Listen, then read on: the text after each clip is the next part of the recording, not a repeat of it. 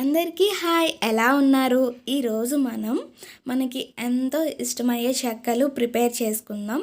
చిన్నప్పుడు అమ్మ వాళ్ళు చేస్తే తినడం తప్పితే మనం ఎప్పుడు ప్రిపేర్ చేయలేదు కదా. ఈరోజు మనమే చేసుకుందాం.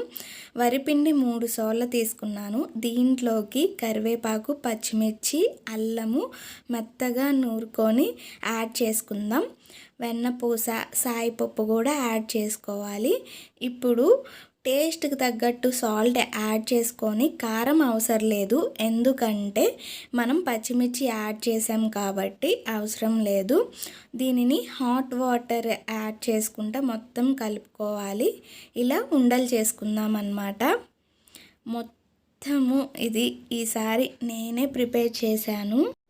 వచ్చిందండి వయ్యారి.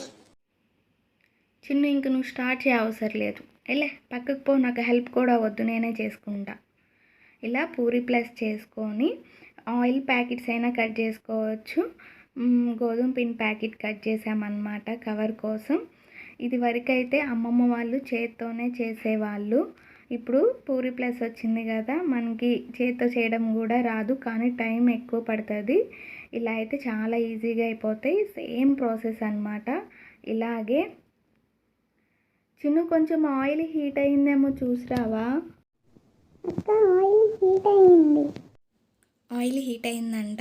ఇప్పుడు ఆయిల్లో వేసేసుకుందాం మనం.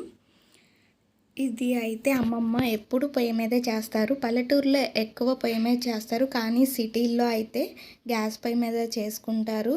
కానీ పొగకైతే మనం అస్సలు కూర్చోలేమన్నమాట, చాలా కష్టపడాలి. అంతే, చెక్కలు అయితే ప్రిపేర్ అయిపోయినాయి.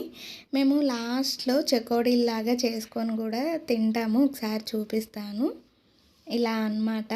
చెకోడీలు అయితే చాలా బాగుంటాయి. పండగ వస్తే ఇంట్లో అందరూ కలిసి ఇలా పనులు చేసుకుంటుంటే ఊరికనే అయిపోయినట్టు ఉంటుంది కదా. ఇంతకీ మీకు చెక్కలంటే ఇష్టమేనా? నాకు కామెంట్ చేయండి.